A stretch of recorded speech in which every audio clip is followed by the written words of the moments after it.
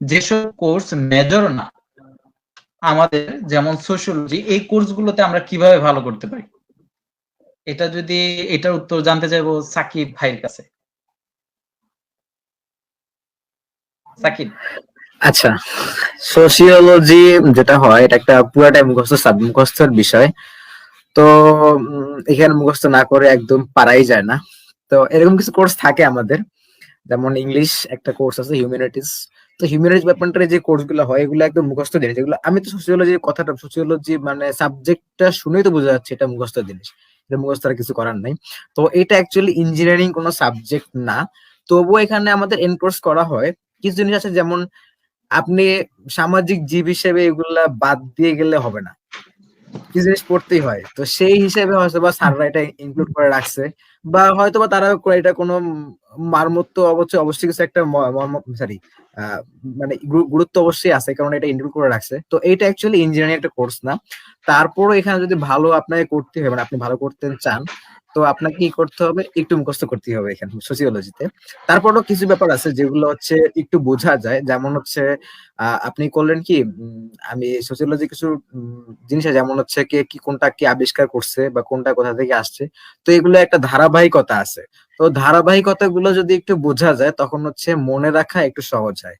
তো মনে রাখার সহজ টেকনিক বের করতে হলেও আপনাকে কিন্তু ব্যাপারটা একটু বুঝতে হবে।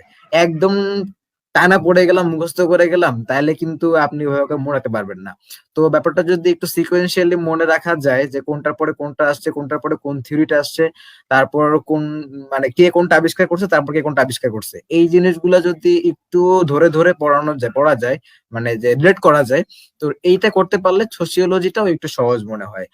আর তারপরও যদি মনে হয় যে না, এটা এত এত একটা কঠিন কোর্স যে সব মুখস্থ করতে হচ্ছে, তখন যেটা করতে হয় যে সহজ পার্ট কোথায় আছে।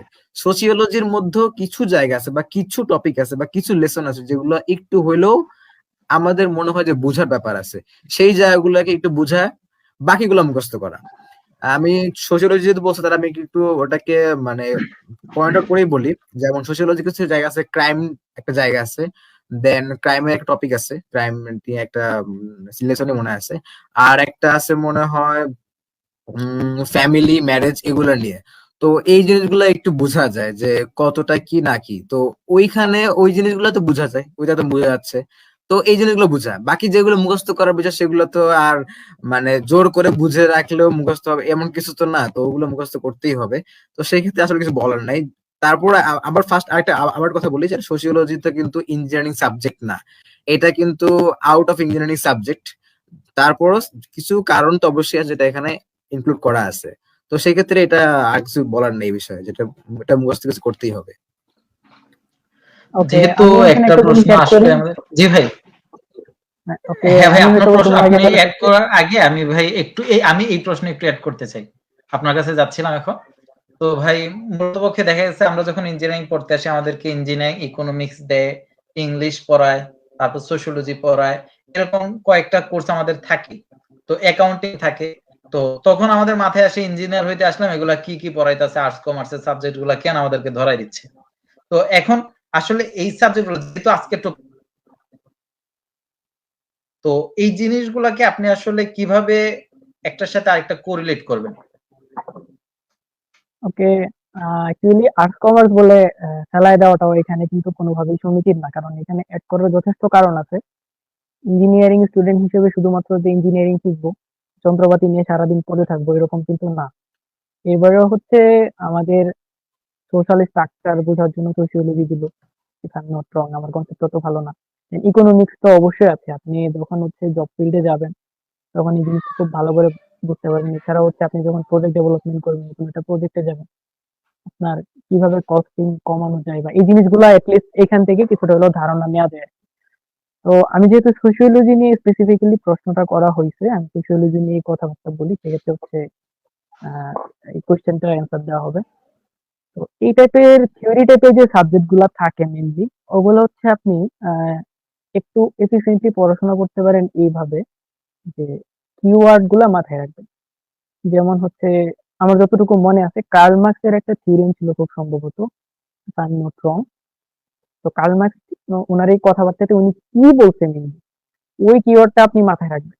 এবং ডিটেলসে আলোচনা করবেন হচ্ছে আপনার বন্ধু বান্ধবের সাথে। যখন আপনি পড়াশোনা করবেন পরীক্ষার আগে বা যে কোনো সময় করেন না কেন, বন্ধু বান্ধবের সঙ্গে ডিসকাস করবেন, বাংলাতেই ডিসকাস করবেন যে কি কি আছে এইখানে, কি কি উনি কি কি কথাবার্তা বলছে।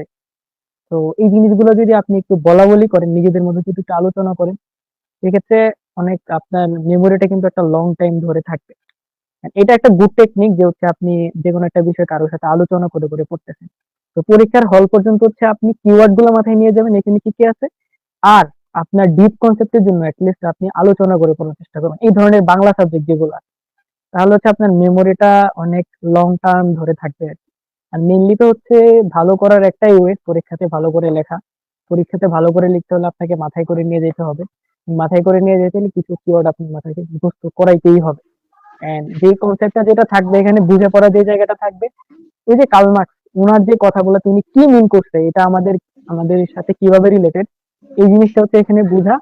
আর ওই মুখস্থ করার যে ব্যাপারটা আছে, কিছু কিওয়ার্ড পরীক্ষার হলে লিখতেই হবে, অ্যাটলিস্ট নইলে হচ্ছে এগুলো হাইলাইট হবে না। তো ওই জিনিসগুলো মাথায় করে নিয়ে যাওয়া। তো এখানেই কিন্তু একটা প্রপার বুঝে পড়া এবং মুখস্থ করার একটা ব্যালেন্সিং হলো। তো এই জিনিসটা যদি এনশিওর করা যায় তাহলে এখানে ভালো করার খুব ভালো হয়ে আছে আর কি। এন্ড হচ্ছে ইকোনমিক্স, অ্যাকাউন্টিং এগুলো তো অনেক ম্যাথমেটিক্যাল জিনিসপাতি থাকে। তো ম্যাথমেটিক্যাল জিনিসপাতি মাথায় রাখা ইঞ্জিনিয়ারদের জন্য একটু সহজ।